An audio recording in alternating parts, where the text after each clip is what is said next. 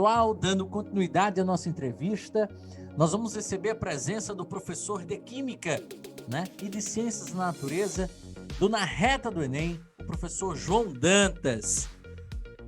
Professor João Dantas, meu bom dia, boa tarde, boa noite. E eu já inicio com uma pergunta que é importantíssima para quem fez o Enem neste domingo, segundo dia de provas. Qual foi o seu olhar em relação à prova como um todo do Enem? Claro, obviamente, a prova de natureza deste último domingo. Essa prova, ela foi mais fácil, ela manteve o padrão, ela foi mais difícil, enfim, como você enxergou o Exame Nacional do Ensino Médio? Bom dia, boa tarde, boa noite, pessoal. Gostei demais disso aí. Fico feliz de estar aqui com vocês. E com um olhar de professor, acredito que foi uma prova mediana, completamente factível para os alunos que estudaram, claro, que tiveram contato com as disciplinas. É claro que era uma coisa que me deixava bastante chateado no ensino médio, durante o meu ensino médio, os professores dizerem que a prova é fácil. Nós dedicamos nossa vida a estudar um conteúdo específico, né, e acabamos modificando o nosso pensamento no decorrer adquirindo uma certa maturidade acadêmica e vamos vendo as questões com um olhar diferente. Eu acredito que para o estudante que tem que lidar com disciplinas como português, química, física, biologia, geografia, história e lidar com tudo isso durante um ano inteiro, eu acredito que essa maratona de provas tenha sido bastante exaustiva, claro, mas que, mais uma vez, para o aluno que estudou, ficou ali uma prova mediana. Eu acredito que não saiu muito da proposta do Exame Nacional do Ensino Médio, tá? Interessante, professor João. Então, essa sua perspectiva de uma prova mediana, quase que padrão em relação aos anos anteriores, ela se mantém também quando a gente faz análise para a prova de Química? Principalmente, professor, em relação a essa prova de Química, quais são as questões que o senhor poderia destacar para o nosso público ouvinte, que mais chamam a atenção, que mais se repetem ou que configuram, digamos assim, uma marca principal para o Enem 2020, prova de Química? A prova de Química, para mim, uma palavra que definiu bem a prova de Química é a interdisciplinaridade. Existem algumas questões de Química que a gente não sabe se resolve por Física, tem um quê de Biologia que pode ajudar, então existia uma boa interdisciplinaridade. No decorrer da prova, fui observando isso, inclusive nas questões de Biologia e de Física também, pegando questões cotidianas, né? O Enem gosta muito disso, de aplicar o cotidiano na prova. Existiram algumas questões que foram bastante repetitivas, principalmente a questão ambiental. A prova foi pautada em química ambiental, questões sobre petróleo, questões sobre polímeros e outras questões que os alunos puderam ver, foram bastante repetitivas e a química verde, a química ambiental foi bastante presente nessa prova. Posso falar por mim, como professor de língua portuguesa e que fiz Enem ao longo dos últimos anos, sem sombra de dúvida, a prova de Química sempre foi um grande desafio para mim, né? Não sei dizer para o nosso público ouvinte essencialmente, mas as provas de Química sempre eram muito contextualizadas. Então, significa dizer que essa contextualização e essa interdisciplinaridade se mantiveram, não é mesmo, professor? A interdisciplinaridade se manteve, claro, eu acho que o pessoal que está nos ouvindo, nos assistindo também conseguiu perceber isso e conseguiu. Vou relembrar o pessoal que fez a prova, a questão, por exemplo, de química nuclear, que geralmente não caiu nesse Enem e foi uma surpresa para todo mundo aí, a química nuclear. Pouca matéria assim de química orgânica, na verdade a química orgânica estava misturada ali em questões fundamentais, como, por exemplo, densidade, coisas que a gente consegue, com um pouquinho de experiência de cotidiano, nós conseguimos responder questões do Enem. Então, os alunos que conseguem fazer associações simples como aquecimento, resfriamento, o que é que vai acontecer, por exemplo, com um sal de cobalto, que a questão colocou lá, que era um aquecimento que ia liberar a água, Então, acredito que um conhecimento cotidiano favoreceria bastante o aluno e a interdisciplinaridade se manteve com certeza. A questão fora da curva, claro, foi a questão da fissão nuclear que pegou todo mundo de surpresa aí, que geralmente não é um assunto tão cobrado no Enem. Vou falar então nessas questões que surpreendem. Como é que, por exemplo, o estudante que está aí nos ouvindo, que ainda está querendo se preparar, até porque o resultado do Enem só sai no final do mês de abril e ele precisa continuar a preparação, né? Claro, até porque ele não sabe o que espera o futuro, se virá aprovação, se não. Então, ele precisa continuar estudando. E aí eu lhe pergunto, por que fazer no cursinho na reta do Enem, no ano 2021, vai fazer uma grande diferença na vida desse estudante, professor? O que é que espera por ele? O estudante, com certeza, pode esperar essa interdisciplinaridade. Afinal, a química ela não está dissociada das outras disciplinas. Então, nós temos química na biologia, nós temos química na física e temos química no cotidiano. Então, o projeto Reta no Enem, ele consegue dar todo esse arcabouço de informações para o aluno e fazer com que ele veja a química de uma maneira muito mais fácil.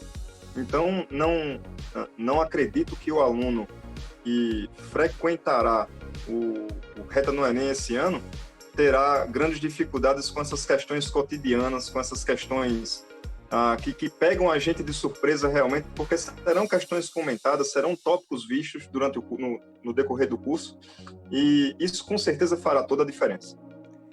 Agradecer ao professor João Dantas, ele que passará a integrar agora em 2021 a equipe de professores do Na Reta do Enem. Agradecer a prestação aqui dele, né? Essa análise breve que ele fez da prova de Química do Exame Nacional do Ensino Médio do ano 2020 e ele que vai fazer a diferença na sua preparação no ano 2021. Muito obrigado, professor. Gente, é uma satisfação enorme estar com vocês. Conto com vocês esse ano para a gente fazer um menor caminho entre os pontos, uma reta, e com certeza a gente vai chegar lá. Beleza, pessoal? Satisfação enorme. Grande abraço. Um abraço, professor. Até a próxima. E aí, pessoal, agora recebendo a presença ilustre do professor de Biologia do Na Reta do Enem, ele que já participou de vários podcasts ao longo do ano 2020, né? Aqui do Redação 360, o nosso querido amigo professor Lucas Alexandre. Luquinhas, a pergunta derradeira: como você, como professor de Enem, preparador para os melhores estudantes do estado do Rio Grande do Norte, como é que você avalia o Exame Nacional do Ensino Médio deste domingo e principalmente a prova de Biologia? Então, muito bom dia, muito boa tarde, muito boa noite a Mário, a todos os ouvintes. É um prazer novamente estar aqui, finalmente chegando a este momento, né? Pós-Enem. Agora todo mundo já viu as questões, agora já foi satisfeita toda a nossa curiosidade como professores daquilo que iria cair no Enem, né? E fico muito feliz, né, de saber que trabalhamos todos esses conteúdos ao longo do ano, né? Trabalhamos todos eles, nós revisamos todos eles, né? E dentro disso gostaria de comentar, né, algumas coisas. E como o Mário perguntou agora, né, a prova de Biologia, né, eu diria que foi dentro do esperado de dois aspectos. O primeiro, daquilo que sempre vinha caindo no Enem, né? Tivemos muitas questões de ciência ambiental, uma questão de genética, né? Tivemos aí questões puramente interpretativas, bastante gráficos, né, para interpretar, e nós vimos isso ao longo do ano, até mesmo quando nós gravamos um aulão, né, de natureza e matemática com o tema sobre gráfico, análise de gráfico no Enem. Então, é muito gratificante saber que a gente pôde trabalhar isso ao longo do ano. Então, a prova ela veio dentro do esperado, principalmente dessas questões que a gente já vem vendo essa recorrência, né? E principalmente do ponto de vista que temos visto ao longo desses anos um aumento, né, no grau de dificuldade da prova do Enem. Então, a prova de biologia, que era considerada uma prova fácil, né? Esse ano a gente teve questões que tiveram um grau, né, de dificuldade mais elevado. Então, era uma prova um pouco mais específica. Vimos conceitos muito bem abordados, conceitos puramente, né, técnicos dentro da prova de biologia. Então, que o aluno deveria dominar, que o aluno deveria ter conhecimento para responder a questão de maneira correta. Então, isso é um padrão que vem se colocando no Enem, né? Esse retorno aos conceitos mais clássicos da biologia, né? E dentro disso, né, essa é a minha análise assim, inicial sobre a prova. Essa elevação no grau de dificuldade, ainda manteve-se algumas questões com aquele nível fácil, mas a grande maioria, né, nós notamos um elevado nível, né? Um grau de dificuldade mais elevado que nós podemos ver. Excelente essa análise, professor, porque isso já nos dá a entender duas coisas. Primeiro, que a prova está se tornando, né, um nível um pouco mais elevado. Então, isso significa que, em relação ao ano passado, a prova já teve um aumento gradual do nível, segundo a sua própria análise, principalmente a prova de biologia. E aí eu venho com uma pergunta que é de fato importante para que a gente possa entender o que é que marcou mais, né, no Exame Nacional do Ensino Médio, na prova de Ciência e Natureza e principalmente a prova de Biologia.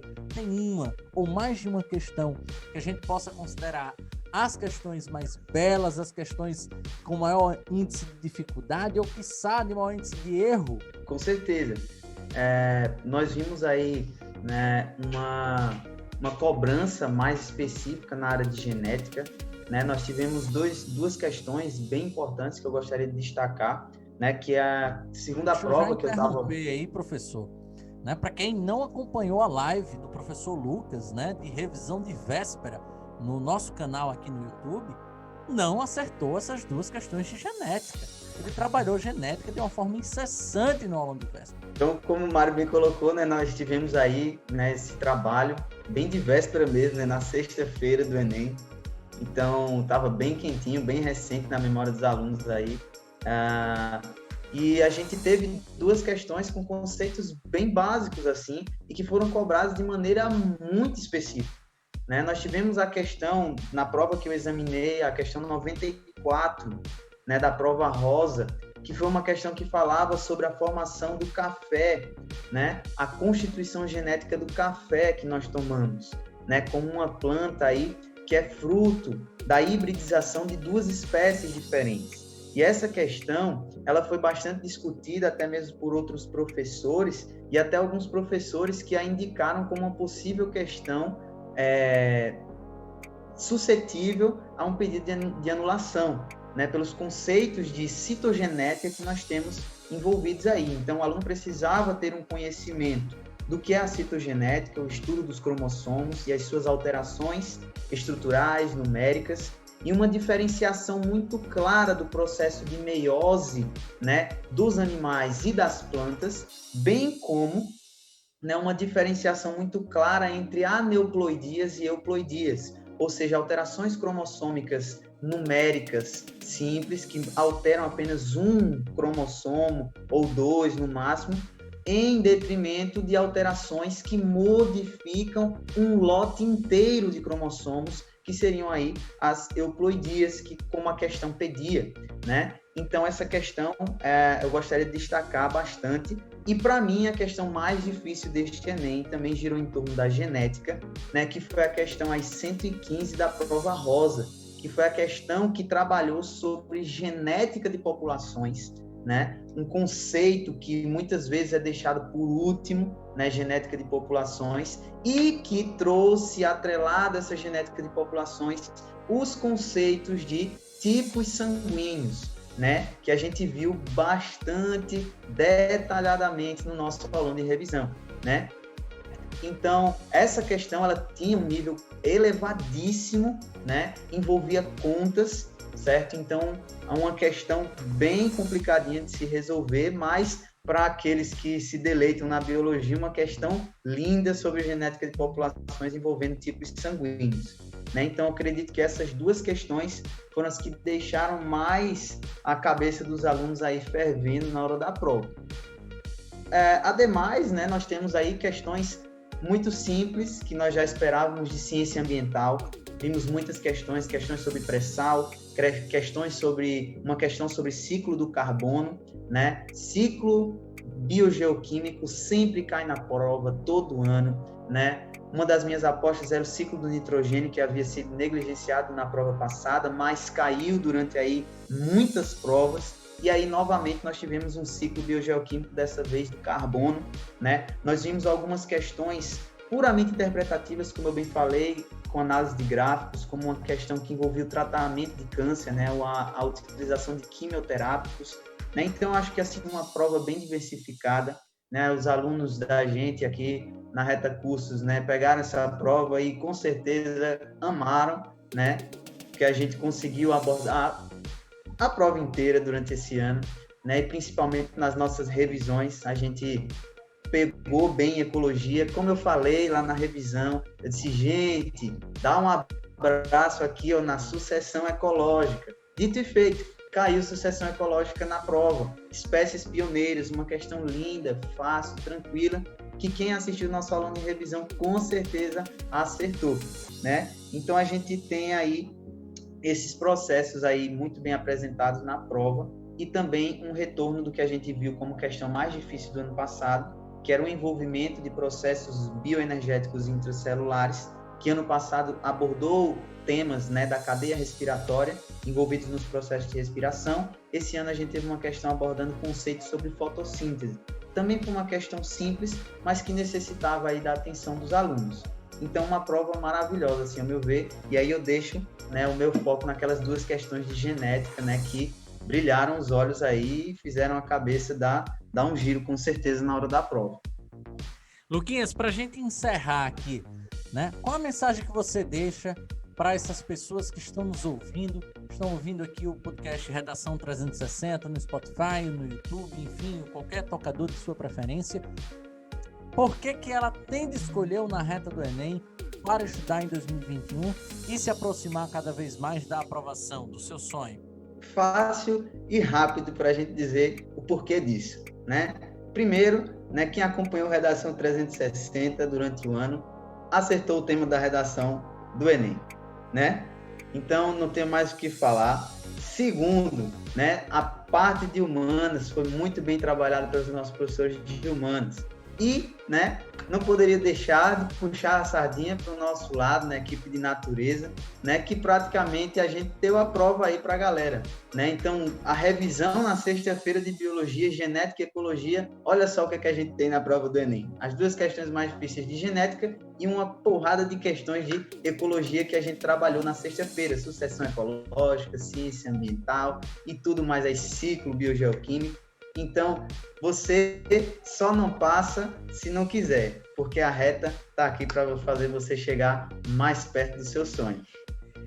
Muito obrigado, professor Lucas Alexandre. Até a próxima. Valeu, Mário. Brigadão. Trazendo para a entrevista agora o professor de Física do Na Reta do Enem 2021, o nosso querido amigo professor Saulo Amorim. Meu querido amigo Saulo Amorim, inicialmente meu bom dia, boa tarde, boa noite. E eu já começo com uma perguntinha básica. Qual a análise técnica que você faz do Exame Nacional do Ensino Médio de domingo passado? Foi uma prova mais fácil? Manteve-se no padrão? Foi uma prova mais difícil? Como foi, Saulo? Primeiramente, bom dia, boa tarde, boa noite, meu amigo Mário, galerinha que está nos ouvindo, nos assistindo aí. Muito prazer. Bom, em relação à prova do domingo passado, né, falando aqui da prova de física, é o seguinte, a gente sabe que nos 3 últimos anos, o Enem ele vem se tornando mais conteudista, ele vem cobrando mais detalhe dos conteúdos. Em relação a isso, seguiu o padrão. A prova seguiu o padrão de ser conteudista, né? Não foram tantas questões de interpretação, de viagem, né? Seguiu conteúdo, caiu hidrostática, conteúdo específico, caiu tubo sonoro, conteúdo específico. Então, em relação a isso, manteve-se o padrão.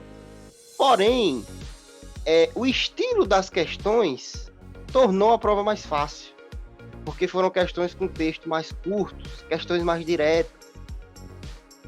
Claro que o Enem tem aquele padrão, né, de comparar com o dia a dia, com o cotidiano, aplicações tecnológicas. Isso aconteceu, porém as questões foram muito boas, cara.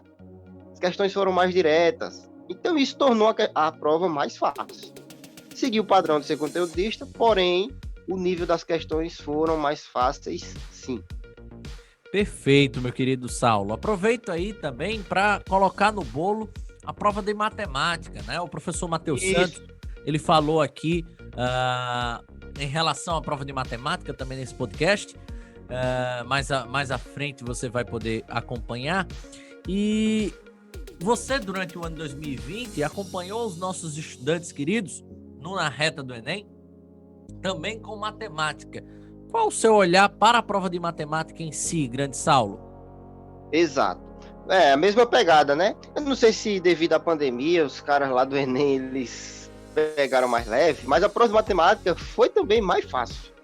Caiu muita geometria plana, espacial, razão e proporção. Se a gente for somar, Mário, as questões aí de, por exemplo, geometria plana, espacial, porcentagem, razão e proporção, esses conteúdos assim, tá aí cerca de 28 questões da prova de matemática. Saulinho, em relação à prova de física como um todo, né, a prova de natureza, enfim, sempre a gente tem, né, algumas questões que são consideradas chave. Lembro muito bem, na época que eu fazia Enem como estudante, a prova de física era uma prova muito teórica.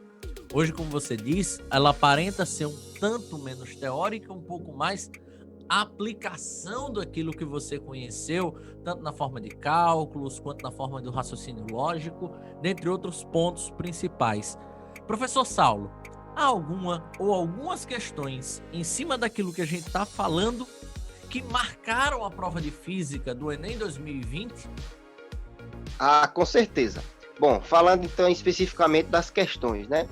Eu posso citar, vou começar citando aqui, rapidamente, 2 questões de eletrostática, porque não é padrão do Enem cobrar eletrostática. Acho que caiu 1 ou 2 vezes na história do Enem.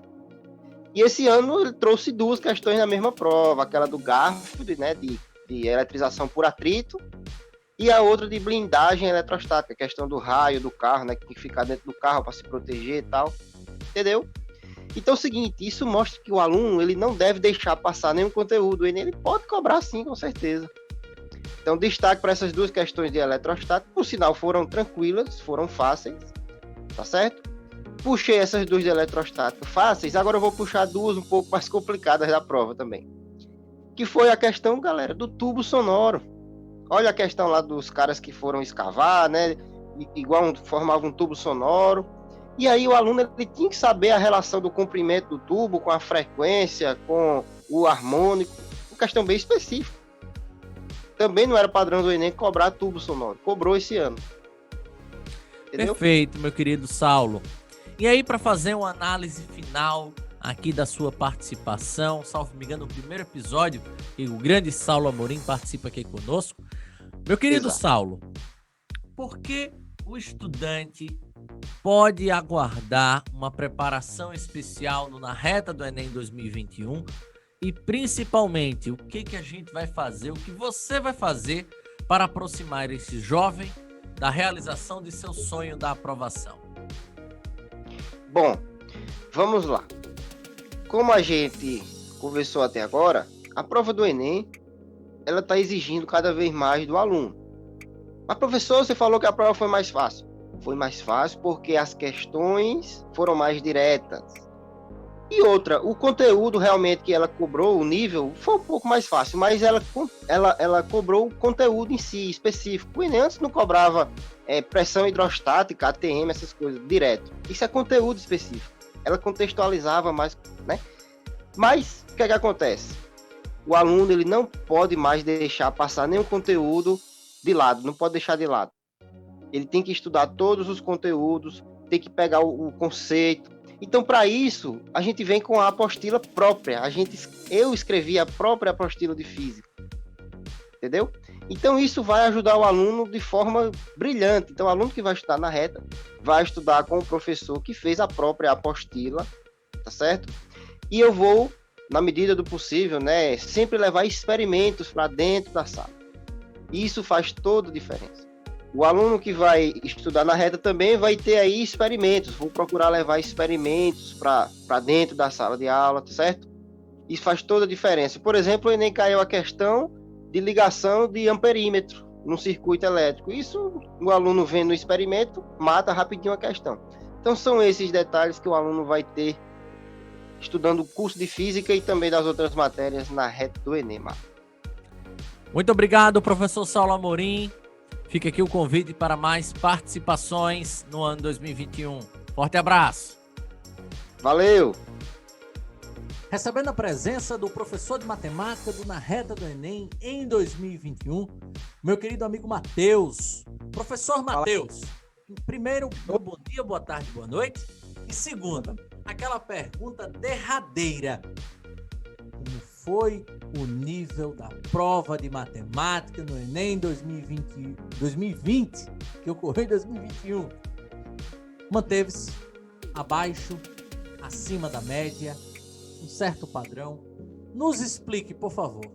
A prova do Enem esse ano, por incrível que pareça, para quem pensava que devido à pandemia ia haver alterações, ia ocorrer questões diferenciadas, não. Manteve-se o padrão e, inclusive, as questões elas estavam até mais fáceis em termos de cálculo de contas do que em alguns anos anteriores. Então, a grande dificuldade, na verdade, para o aluno nesse Enem não foi conteúdo de matemática, mas sim a interpretação textual. Mas o nível não foi difícil, o nível foi um nível médio. As contas que os alunos precisaram fazer eram contas feijão com arroz, então, assim, eles não iam perder tanto tempo com cálculo. Então, a grande questão do Enem esse ano foi a leitura. Então, se o aluno ele se fadigou na leitura, isso provavelmente pode ter prejudicado a sua interpretação textual e ele ter errado. Mas o nível das questões estavam de nível fácil e médio, e até as questões que são consideradas difíceis, elas estavam de cálculo simples também. Perfeito. Eu fiz o Enem no ano passado, né? No caso, ano retrasado, 2019, e eu me lembro muito bem de uma questão terrível de matemática, que tentei fazer e não consegui, infelizmente. E fui assistir, né, a resolução dessa questão, uma questão sobre volume de reservatório, que misturava com parte de área, né? Era uma miscelânea de elementos que levariam a essa questão, uma miscelânea de cálculos, de interpretações, de reflexões. E aí o candidato precisaria levar muito tempo para resolver essa questão. No ano 2020, ocorreu questões em que ele teria que, na verdade, usar múltiplas interpretações. Por exemplo, questões que envolviam volume e capacidade. Ou seja, são situações matemáticas que são parecidas, mas que a unidade de medida é diferente. Volume são em metros cúbicos, centímetros cúbicos, e capacidade é litro. Então, essas situações em que o aluno precisava fazer conversão, e que, inclusive, foi um dos assuntos abordados no nosso aulão de revisão, juntamente com o professor Saulo, de ter que perceber essas conversões. Perfeito, professor. A minha pergunta era mais direcionada a isso. Era para saber, houve esse ano alguma questão assim que marcou, ou algumas questões que marcaram, né, o Enem 2020 em matemática, como essa questão que a gente fez referência do ano 2019? As grandes questões do Enem desse ano, que os alunos citaram ter marcado, foram as questões que envolviam geometria espacial. Então, questões que falavam de projeções de sólidos, e que o Enem gosta muito dessa parte de cone, dessa parte de cilindro, que caiu, inclusive, cone, cilindro, prisma. Então, as questões que envolveram geometria espacial, alguns alunos, geralmente, eles têm essa certa dificuldade de interpretá-las, e as de análise combinatória também, porque a análise combinatória, ela é mais lógica do que propriamente cálculo, porque você precisa entender a lógica. Se você entende a lógica da questão, a fórmula já está pronta. Então, essas questões foram as questões, assim, que a gente diz que é pegadinha, mas as questões em que o aluno, ele teve como destaque para esse ano de 2020. Perfeito, professor. Aproveitar esse gancho aí, dessa sua reflexão, o que o estudante que está nos ouvindo, que sentiu dificuldade nessa prova do Enem de domingo passado, o que ele tem que fazer em 2021? E por que procurar o Na Reta do Enem pode ser uma grande saída, um grande caminho para que ele não sinta mais essa dificuldade, professor Matheus? Perfeito. Primeira coisa, para o aluno se dar bem, de certa forma, no Enem, uma das situações que a gente percebe desde 2009 para 2020, 11 anos nesse decorrer, o Enem ele tem sido muito repetitivo na área de matemática, né? Não sei nas outras áreas, mas na área de matemática ele tem sido muito repetitivo. São os mesmos conteúdos, as mesmas estruturas das questões, envolvem geralmente as mesmas questões cotidianas. Então, o primeiro passo são esses simuladores que ocorrem, que a gente refaz essas provas, questões passadas que aprimoram. E com relação ao Na Reta, primeira coisa, a metodologia. O Na Reta tem um material que eu achei assim surpreendente, porque eu não tinha visto isso em alguns outros concursos, que são 30 capítulos que vai trabalhar as 30 habilidades envolvendo as 7 competências do Enem. Isso é de suma importância, principalmente para aquele aluno que tem dificuldade de interpretação textual. Porque matemática no Enem não é só cálculo. E em qualquer lugar não é só cálculo. Quem faz graduação em matemática precisa de interpretação textual. Inclusive, a gente paga disciplinas desse tipo. E a metodologia show de bola do Na Reta, a estrutura, é um cursinho que tem salas todas padronizadas, ar-condicionado, estrutura de microfone para ensino híbrido, ou seja, tanto online como presencial, certo? A gente está sempre acompanhando as mudanças, então tanto a equipe da Reta, a equipe pedagógica, coordenação e professores estão sempre acompanhando essa atualização de conteúdos, de metodologias, para a gente ter esse atrativo para o aluno e também essas informações que são essenciais para o Enem, principalmente para esse 2021, que tem esse novo ensino médio, essa nova expectativa aí que possa haver algumas mudanças. Então, é importante ter uma equipe de profissionais atualizados e competentes com essa seriedade do Enem, e é isso que o Na Reta pode proporcionar para vocês. Agradecer ao professor Matheus, ele que integra a nossa equipe do Na Reta do Enem 2021. Nosso muito obrigado, meu querido. Valeu, tamo junto, vamos bombar, né? Esse 2021 tá chegando, hein?